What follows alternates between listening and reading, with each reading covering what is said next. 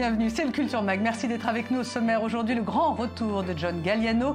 La star déchue de la fashion remonte sur les podiums. Ça se passe à Londres et ça se fait grâce au soutien du groupe Diesel. Chute et renaissance d'un créateur, c'est dans ce journal.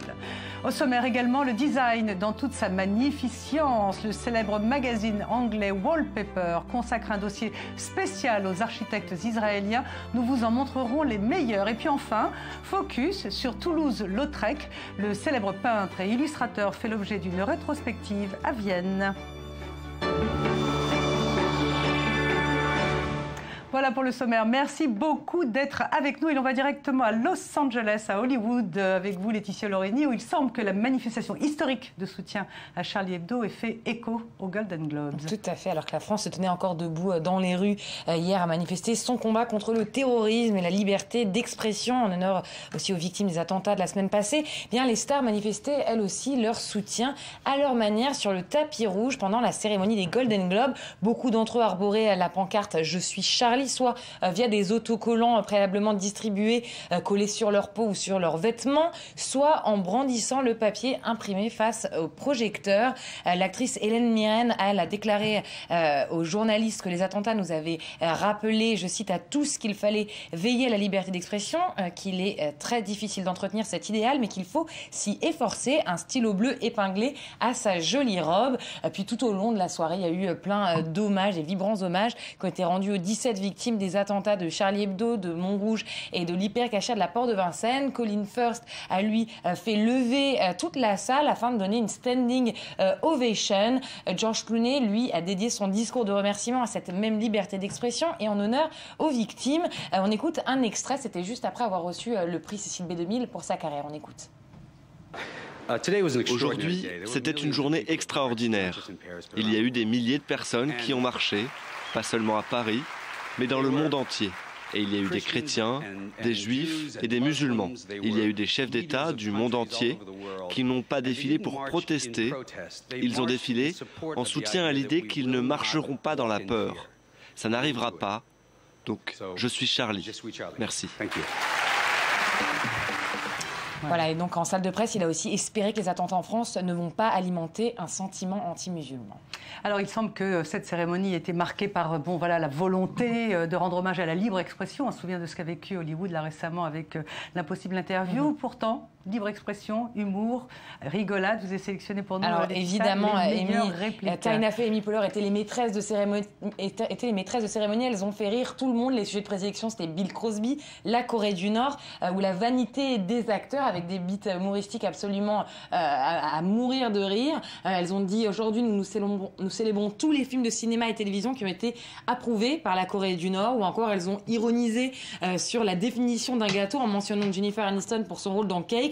Elles ont dit nous devrions expliquer à toutes les personnes qui sont dans cette salle, tous ces Hollywoodiens, que le gâteau, c'est un dessert que les gens mangent en général pour les anniversaires. Et puis après, Tina Fey ensuite rajouté la définition d'un anniversaire.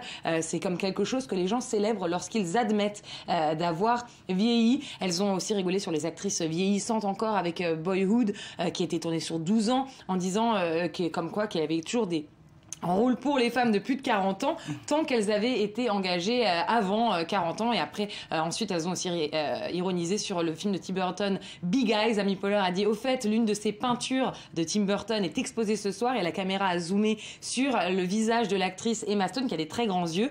Et après, elles ont rigolé ensemble, les deux maîtresses de cérémonie, en disant, waouh, c'est plus vrai que nature. Elle est tellement mignonne, mais tellement choquante. Voilà. Laetitia, donc, les deux présentatrices ont dit que c'était la troisième et dernière fois. On espère qu'elles seront remplacées par des filles encore plus drôles et encore meilleures l'année prochaine.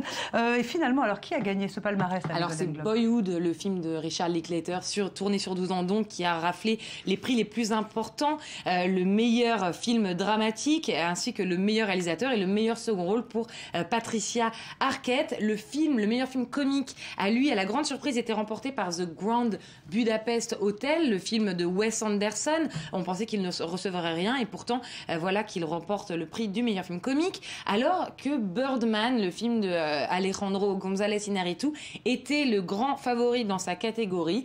Dans cette catégorie, finalement, il repart pas bredouille puisque Michael Keaton, son acteur principal, pour qui c'était la résurrection, vous parlez de John Galliano un peu plus tard, voilà, ça c'est la résurrection d'un acteur mythique. Il a remporté donc le meilleur acteur dans un film comique avec un discours absolument émouvant. Julianne Moore, elle, obtient un prix de meilleure actrice dans un drame pour Still Alice, alors que Amy Adams, là aussi, à la grande surprise, remporte le prix équivalent pour une comédie grâce à sa performance dans Big Eyes de Tim Burton, dont je parlais tout à l'heure. Merci beaucoup, Laetitia Loreni. C'était donc une belle cérémonie que vous avez suivie. Pour nous, rendez-vous pour les Oscars. On attend d'ailleurs la sélection finale cette semaine. Merci beaucoup.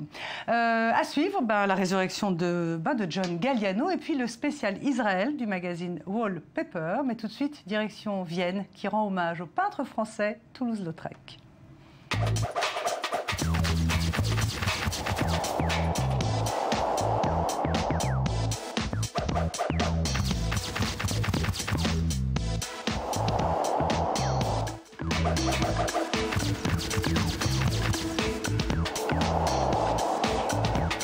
Toulouse-Lautrec, certainement le plus grand peintre et dessinateur de son temps, pionnier de la réclame et publicitaire avant l'heure. Pour la première fois en Autriche et à l'occasion des 150 ans de sa naissance, le Kunstforum de Vienne a rassemblé parmi ses œuvres les plus célèbres. Tableaux, affiches, lithographies, ce sont des prêts du monde entier qui ont rendu cette rétrospective possible. Mais au-delà des affiches parfois un peu criardes, découvrez un Toulouse-Lautrec plus intimiste avec des portraits aux traits concis pour décrire une psychologie humaine subtile. Une personnalité complexe donc, qui a vécu à cheval entre le 19 et le 20e siècle et dont le style fut précurseur du modernisme.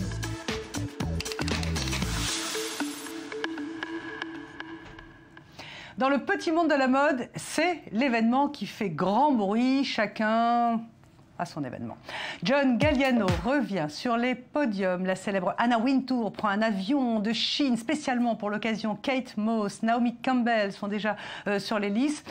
Tout ça se passe à Londres. Galliano profite des défilés hommes pour présenter sa première collection semi-couture artisanale. C'est le nom de la collection pour la maison Martin Margiela. Chute et résurrection, Sandy Fortis. 1990-2015, 25 ans de carrière pour John Galliano, un quart de siècle au cours duquel le créateur de génie a eu des hauts et des bas. Les années 90 se font pour John Galliano sous le signe de la débrouille. Pour pouvoir vivre à Paris, le Britannique doit squatter chez des copains. Ses défilés sont bricolés avec les moyens du bord. Mais malgré tout, le designer parvient à faire sensation, notamment lors de son défilé dans l'hôtel particulier Sao Schlumberger en 1994, où il habille déjà les plus grandes comme Naomi Campbell ou Kate Moss. Un défilé qui va d'ailleurs tout changer. Dès 1995, Galliano signe avec Givenchy. Il peut désormais créer sans se soucier des dépenses. Un an plus tard, impressionné par son talent, Bernard Arnault, patron de LVMH, lui confie les rênes de Dior. Une période magique pour le créateur, tout comme pour la marque, puisqu'entre 1998 et 2005, les bénéfices de Dior triplent grâce aux créations de John Galliano.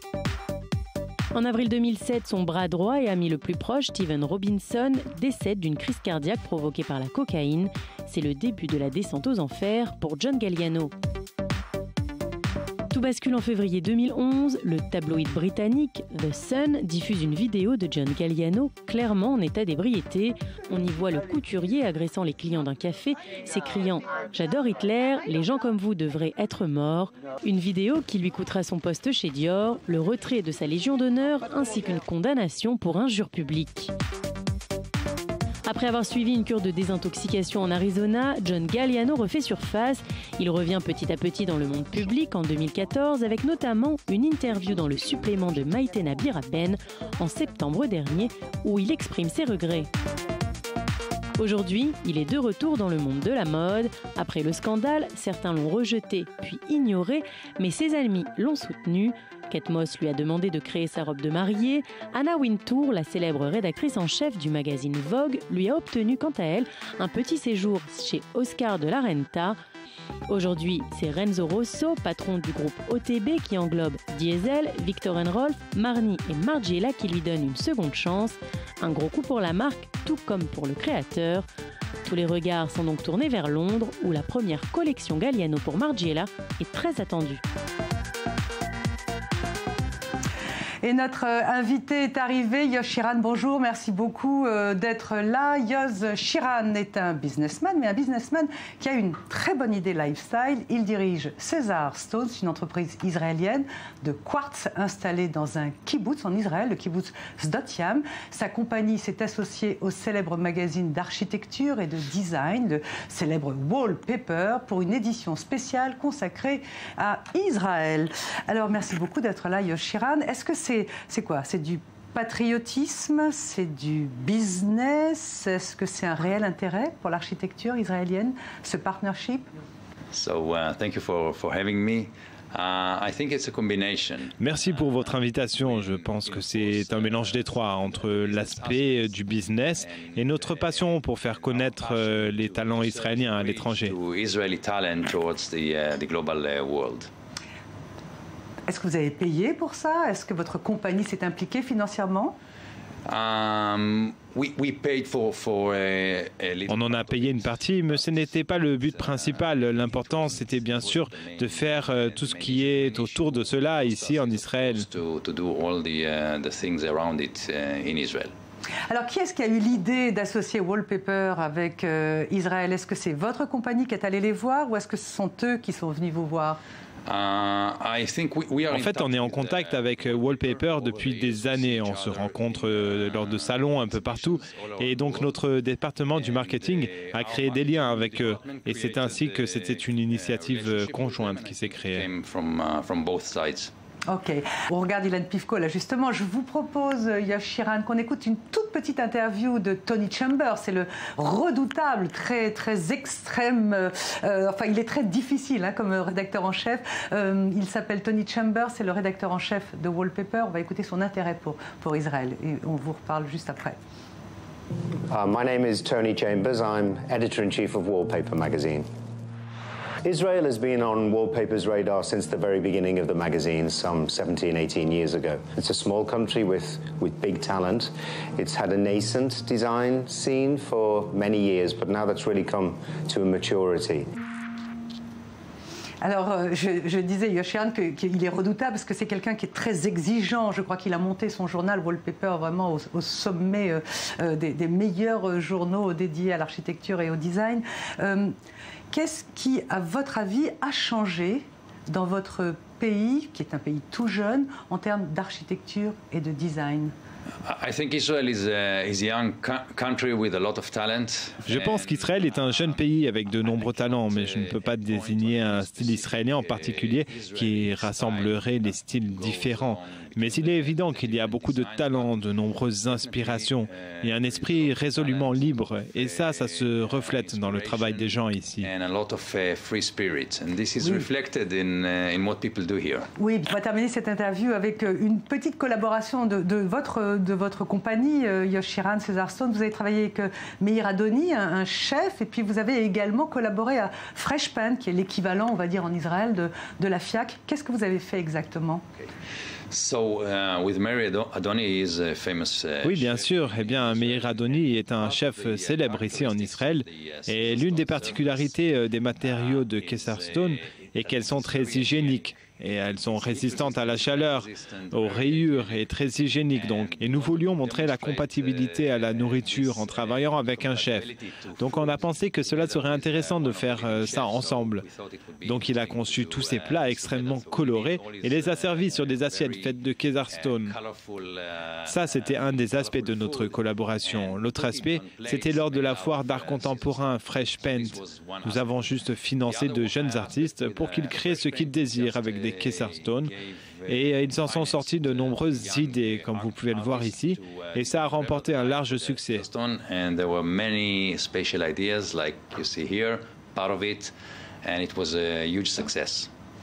Yosh Shiran, ma dernière question, vous pensez que, voilà, on sait qu'Israël est souvent boycotté ou mal vu à l'international, ce genre d'opération avec Wallpaper, qui est un journal très important, est-ce que vous pensez que finalement votre pays a besoin quoi, de reconnaissance à l'international, a besoin peut-être de soutien, d'estime quand vous faites une opération comme celle-ci? C'est pour ça, c'est par patriotisme? Chez Kesterstone, nous sommes très ouverts sur le monde. And be honest. Yeah, of course. We operate globally, and we don't. Oui, bien sûr, nous sommes ouverts sur le monde et nous n'avons pas de problème avec ce genre de choses. Nous sommes très fiers d'être une entreprise israélienne et mondiale. Et je pense que ce genre d'initiative devrait être lancé par le gouvernement. Mais nous avons décidé de le faire par nous-mêmes, avec l'idée de servir de pont pour faire connaître les artistes à l'étranger. Donc le pays a besoin d'air, de fresh air. L'air ici est de qualité et se trouve en quantité, donc tout va bien. Merci beaucoup Yosh Shiran. Voilà, spéciale édition du Wallpaper dédié à Israël, Israel Revealed. Merci d'être venu. Thank you very much. Voilà, c'est une interview qui a été enregistrée avant ce journal. Le Wallpaper spécial Israël est disponible dans tous les kiosques. Merci beaucoup pour votre fidélité. On va se retrouver demain à la même heure. Juste après, c'est l'info qui continue sur i24 News.